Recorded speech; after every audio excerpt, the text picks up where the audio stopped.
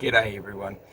Right, a little update here on Lucinda Belch and her being illegally detained for now some, well, close to 21, 22, 23 days now. So she's been held unlawfully for the last 9 days. She did wait out the initial 14-day period. But what I did today is I called the police to see if they had any comment. And then I called MIQ, which then forwarded me to an email address which I had to email them with some questions, which I did so, along with supplying a few bits of documentation for them. But more to the point, Lucinda has released the latest press release out here, and it's called Quorra Prison Detainee Moves to Seek High Court Determination and Declaration that the PCR test for COVID-19 is 97% unreliable. New Zealand media, along with the MSM globally, are ignoring sound medical evidence by the world's leading scientists that COVID-19 is not the threat it is sold to be. And now the MSM are ignoring landmark decisions of competent judicial jurisdictions that are ruling the PCR test used by the entire globe as 97% unreliable. A lone Australian female nurse unlawfully detained in one of the Prime Minister's Quorra prisons is going to the Wellington High Court to obtain a declaration that the New Zealand COVID-19 tests are 97% unreliable and are therefore not to be used. And the information obtained from their historical use is equally unreliable.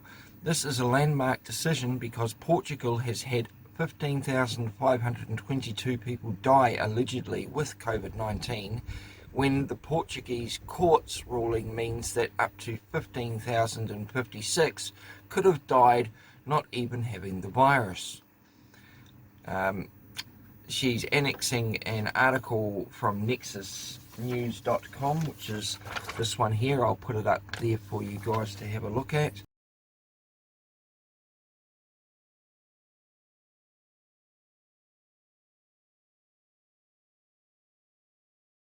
Which sets out my own concerns at the reliability and safety of the test used by New Zealand and why I wanted an informed decision, which the guards and their advisors and the New Zealand police said I was not entitled to.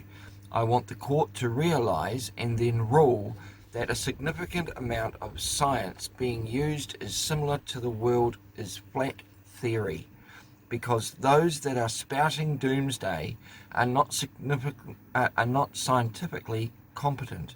This result could mean that 26.19 of the 27 that are allegedly died with the COVID may never have had it, and by that she's meaning of the New Zealanders that have died.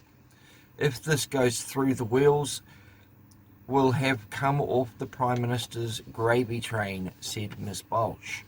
In her claims filed in court, Ms. Belch relates that the Prime Minister relied on advice from friends to lock down the nation, directly causing the unnecessary spending of more money than consumed in both world wars.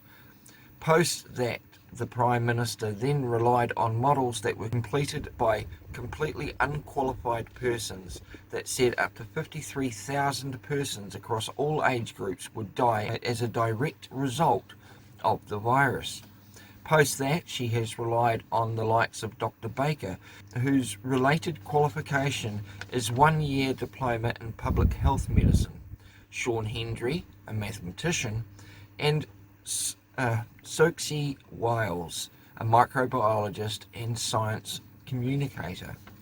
Where are the articles relating to actual medical globally recognised prior to the pandemic experts from the likes of Cambridge, Oxford, Princeton, Harvard, etc.? that says that the actions of the likes of the Prime Minister of New Zealand are counterproductive and in the end for more deadly than the virus to all ages. Why are New Zealanders being filled with beef patty when steak fillet is only a phone call away? These articles prove that the Prime Minister went for far too early and far too hard, leaving the legacy of thousands of preventable deaths, billions of New Zealand dollars unnecessarily incurred debt, and a society that will likely need decades to recover its mental health, said Miss Ph. The Crown lawyers involved will need to put up or shut up on the COVID PCR test, because if that is ruled as unreliable, where to from there for this government? This could be the beginning of the end of the global COVID grip. If I get this declaration, it will be what I refer to the ultra factor, ultimate leverage to remove anarchy caused by and which is still being promoted by New Zealand's Prime Minister, said Miss Ph. Alright, so and that was her February 17th press release. There was also a February 16th press release here, pretty much explaining her situation. I'll give you that too, just quickly. Lucinda Ph came to New Zealand as an Australian volunteer caregiver to deliver one young toddler and two preschool children into the care of their whānau. She expected to be treated with dignity, respect, and to enjoy the observance of fundamental human rights. Instead, she says that her safety and the safety of those in her care were put at substantial risk of harm by the terms of incarceration in an Ardern Bloomfield quarantine facility in Wellington. And I'm going to be giving the quarantine facility, that would be the Grand Mecure Hotel in Wellington on the terrace, a call and asking them why aren't they providing a proper exercise area as opposed to a 2-level car park full of carbon dioxide, gas leaks and cigarette smoke. But I'll move on. Everybody else, feel free to give them a call too. I arrived in Auckland from Australia after a long day of travel with 3 young children in my care. I expected to be quarantined in Auckland. Upon arrival, processing was slow with lots of waiting, and that was tough as the children were hungry, tired, bored and unsettled, and I was exhausted. It came as a big surprise to me that we were catching another plane. I thought our flights for the day were done. It felt really dehumanising and degrading being herded here and there and then onto another plane. Miss Ph says that when she arrived in Wellington, she repeatedly asked for assistance and for her to be able to allow the children to rest and be fed, but this was denied by the guards and advisors. The children were exhausted and hungry. I just wanted to give them some food, get them to bed. It was late for them. The children had been amazing all day and I was so proud of them. We just needed to rest and they needed food. We had to go through a series of lectures at various points, and they'd assure me at the airport I would be able to do some of the paperwork in our room so I could get the children settled and fed. When it came to it, the system was too rigid for them to accommodate what we needed, and the children were made to wait. It was already becoming evident to me that we had less rights than prisoners, and these were children, said Miss Ph. Miss Ph, a qualified vet nurse who has studied human nursing, wanted to make informed decisions and or choices by being allowed to ask reasonable questions, obtaining reasonable information, and make reasonable complaints. In order to give informed consent, be voluntarily compliant, and quickly realised this was not to be tolerated by those in authority, who wanted the compliance and of a convicted prisoner that had limited rights and literally did as they were ordered. I complained and inquired about things that any reasonable person would. Safety issues involving myself and the children in my care, health issues involving myself and the children in my care, informed consent issues involving medical procedures that raised issues of concern for myself and the children in my care. I became known as a troublemaker and was treated as such. The police with the police threatening me, said Miss Balch. Miss Balch had had enough of what she considered to be political grandstanding by Miss Ardern and Dr. Bloomfield.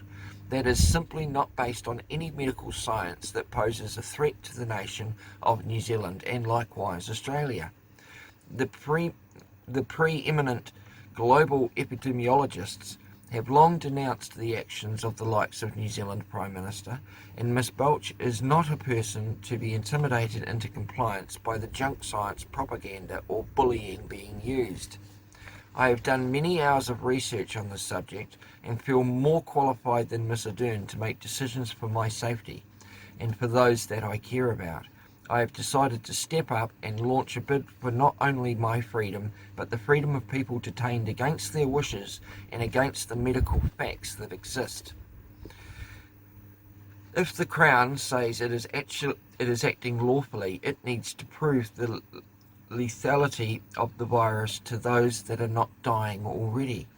The young and fit cannot be incarcerated because of the natural cycle of life. That is preposterous and inhumane and against fundamental human rights. She also annexes with this press release is my application for habeas corpus and for the declarations of inconsistency based on the New Zealand and international law. I hope that my stand delivers even a cursory examination of the evidence of fraud perpetuated by politicians that have benefited by spreading fear and uncertainty when aware that the virus is only impacting on a tiny percentage of people. We need to be advised of the true science, facts, figures, etc., said Miss Balch. Miss Balch wants to be released forthwith to continue her fight to free other detainees held unlawfully and subjected to dehumanisation, and she wants declarations of inconsistency and general exemplary damages. She supplies a contact phone number here, and she can be reached on Zoom. And then she annexes the applications. This is a memorandum application to habeas corpus. There's a 4-page one here. She's also filed another application to the court, which is about 37 pages long and goes through all the case law, the whole shit and caboodle. So it's pretty airtight. So basically what she's done is she's offered a conditional acceptance. She has never refused to take the test, but to undergo any medical treatment or examination or procedure, the patient must be fully informed. She's asked some reasonable questions about the validity of the test and the actual deadliness and whatnot of the virus, and put the ball back in the MIQ or MBIE's court. They've refused to supply that information, so therefore they cannot give her fully informed information so that she can give consent, which was what they require. Instead, they've tried coercion, bully tactics, threatening to arrest, all sorts of Jiminy. She's getting an hour and 10 minutes worth of exercise a day, and that's even if she chooses to go out to a split level car park where she can stand there and soak in the CO from the exhaust fumes of cars, or sniff in the gas leak that's happening, or smell the tobacco smoke that's all around her. That's not exactly a very health and safety type area to have as an exercise area, I would thought. So perhaps the Grand Mecure needs to have a little word with the health and safety people. We don't know, but I'm certainly going to be asking. Anyway, attached here is going to be the 2 phone calls, one to the police. Police media, speaking. Hi, how are you? Hi, is it Sam? No, my name's Mark. I'm from a New Zealand company called Connect Media. Hi, how are you? Not too bad. How can I help? Calling in regards to a lady by the name of Lucinda Balch, who's now being held for 23 days at the Grand Mecure Wellington in regards to a quarantine facility. She's done her 14 days and she's been held there for another 9.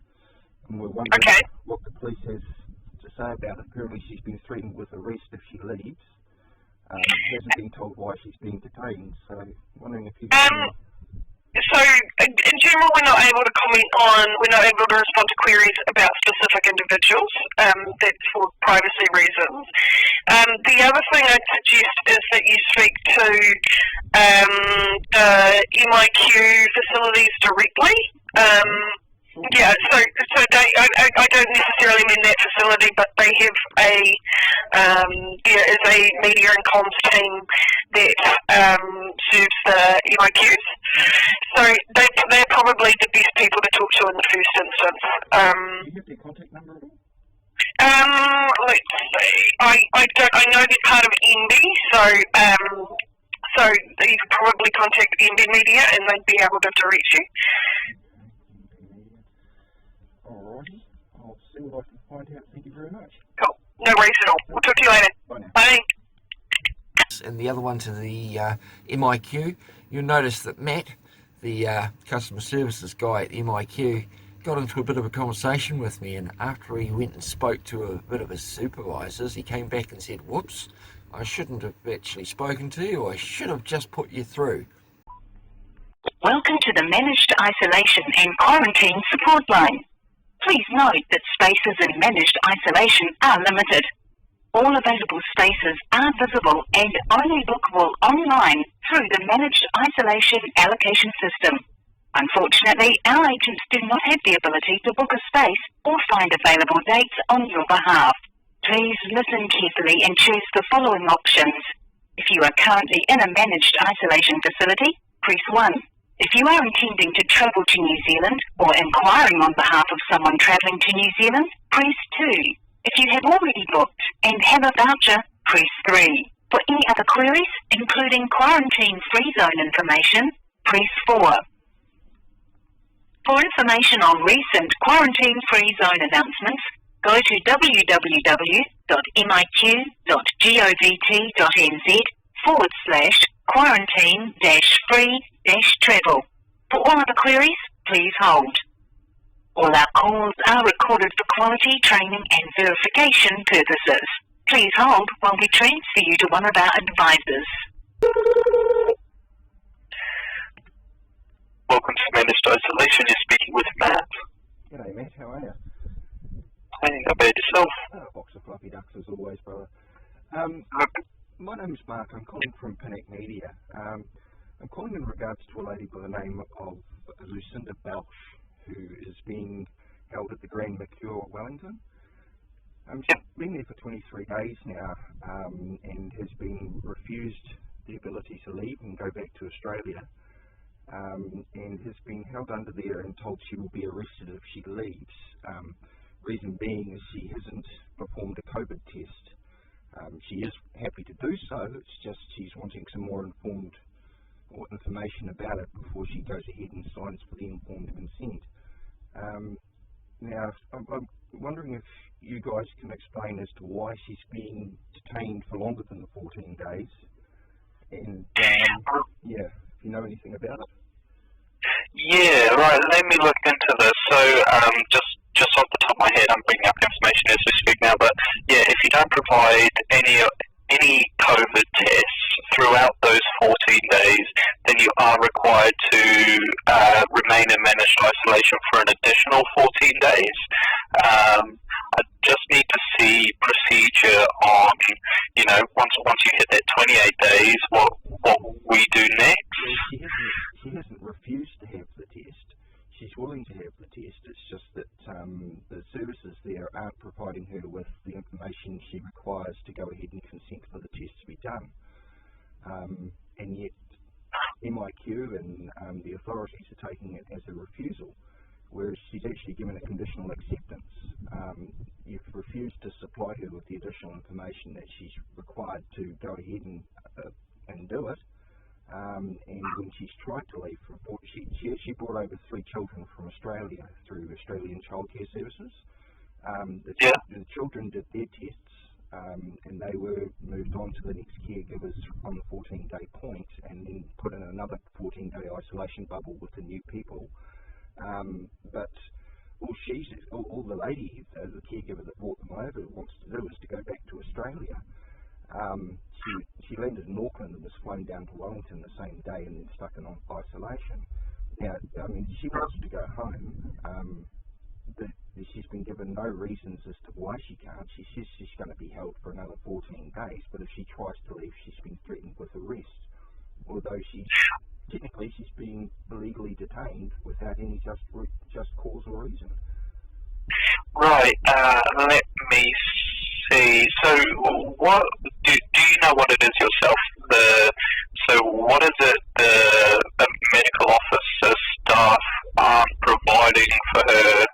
You know, to do this. She sent a request, I think, 4 days prior to even the test, asking for further information and asking for them to. I mean, she's taken the conditional acceptance and liability if she's to leave, but the officials aren't signing or providing her with any more forms of information. She wants to know the basis behind the mask wearing, the basis behind the COVID test, how accurate it is, and I don't know if you're aware, but there's a thing in the international media that Portugal about the test that you're doing, and 97% inaccurate. So there's not much, sort of clout behind the test giving you a correct answer anyway. I mean, she just wants to go back to Australia, and she's been held now 9 days over her 14-day detention. She has no symptoms, so yeah, I'm just wondering why she's being detained for another 9 days over her stay. So I'm a little bit confused myself. So if she's concerned about the legitimacy of the test results, whether they're accurate or not, what does that matter? Because the medical professionals deem the results as. I do understand that there's false negatives occasionally.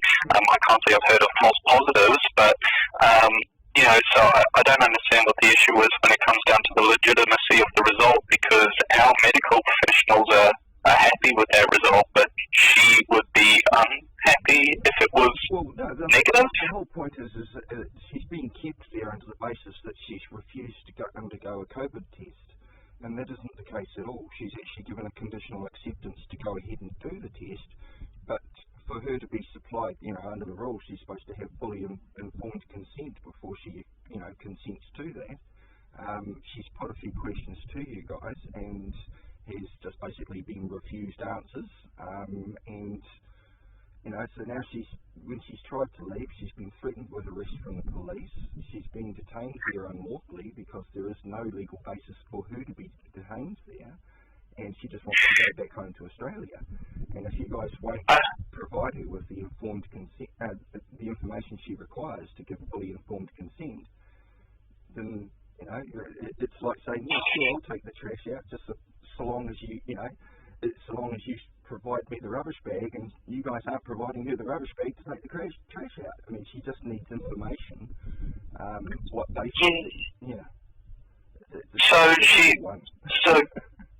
Yeah, well, I'm really scratching my head because I've never had this before. So, sorry, the children had the test. Just go ahead and get the test.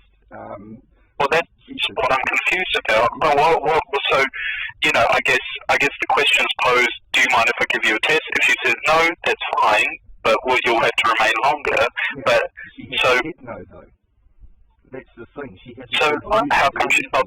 She's happy to go ahead and do the test, provided you guys can supply her the information she requires to be happy to give the consent.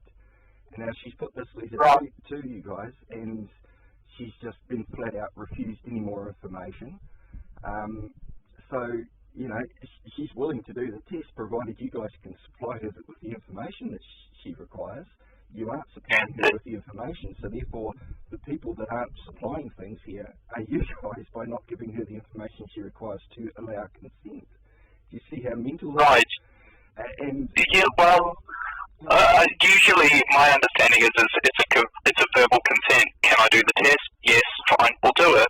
So she's looking for a physical document to outline conditions and sign? More information about the test, the legitimacy of the test being accurate, and a few other things, and all of this has been placed in writing to the MIQ, and it hasn't been, and she's gotten no responses in regards to any more information supplied to her. She's willing to do the test, but you guys aren't playing pool and giving her the information she wants. You've said go online, look it up yourself, sort of thing. You know, Right, alright. you know, Yeah, if you guys yeah. wanted to do something, and you should have all the answers that are required for any person to have informed consent. So, you're not supplying her with the information she requires, so, yeah, it's sort of a rock and a hard place. And when she's tried to leave, she's been threatened with arrest. For what? Right, so okay, so... She's been unlawfully detained now for 9 days over the 14-day period. She did the 14-day period, had no symptoms, no nothing, and granted it can be asymptomatic, but at the end of the day, she hasn't refused anything. She's asked for more information, which hasn't been supplied to her, and now when she wants to leave, and she's only supposed to come over, drop off the kids, and go straight back over to Aussie, and so she's in a country she's not aware of. She's contacted the Australian consulate, and the Australian consulate has said, well, we can't do anything when it involves someone who's arrested or detained. So, therefore, by that statement, if she's detained, what are the grounds for her detention? Also, under the Bill of Rights, 1990, Section 23, she has the right to be fully informed of her detention and why she's being detained. They've introduced COVID-19 Act, which, I mean, I don't know every detail, but, I'm just, all I can say is just... 4 or 5 different legal precedents that are actually being breached by the MIQ by detaining her without reasonable grounds, including the COVID-19 Health Response Bill to 2020. Right, so I'll just quickly, alright. Media, and all I've been supplied from her is a couple of press releases and annexure document, because she's actually filed a writ of habeas corpus to the High Court because she's been detained illegally, and hasn't been supplied the reasons for her detention. Right, okay. What I'll do is I'm going to go have a chat with a medical officer. You don't mind if I put you on hold for a moment? I mean, I can look up exactly what room she's in. All that information has been supplied. Her phone number has been supplied. There's 200 media explanations that have been sent in the press release. Okay. Could I get the room number, please? The room number? Yeah, well, my suggestion, she just does the test and then she can go home. But anyway, I'll get the room number. She's willing to do the test, but she needs to be informed the information she requires to give that consent. And she's asked this from you, which is, like a conditional assessment. She's happy to do it, provided you supply her with the information she requires to give consent, which you are refusing to do. So the ball was back in the MIQ's court. Yeah, okay. I'll grab the room number, please. It might take me a bit to look through and find that, if you bear with me. That's okay. Maybe just her name, because by the sounds of it, I'm sure the staff will know her. Her name is, she's been labelled somewhat as a troublemaker at the Grand Mecure. Her first name is Lucinda, that's Lucinda. Yeah. Her last name Belch, Bauch. Okay, I'll just put you on hold for a minute, see if I can just have a chat with someone. Sure, thank you. Hi there, thanks for holding. That's alright. She's in room 719.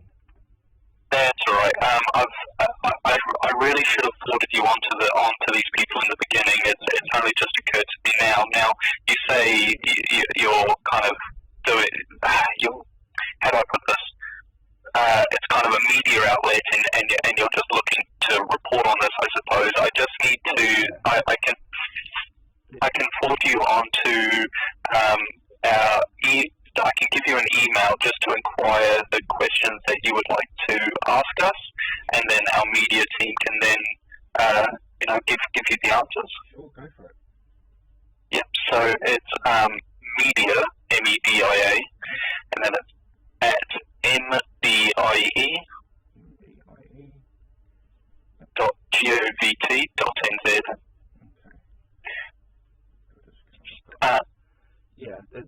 The section of the COVID Public-19 Response Act that has been breached is 13.2, which basically means that nothing in the COVID Response Act has any detrimental effect over the New Zealand Bill of Rights Act 1990, which is what's happening. She has a freedom of movement and her freedom not to be arbitrarily detained, which is exactly what's happening. I see. Yeah, so I mean, I'm no legal expert myself, so I can't make comment. But I would say, yeah. So I know a bit about it. So.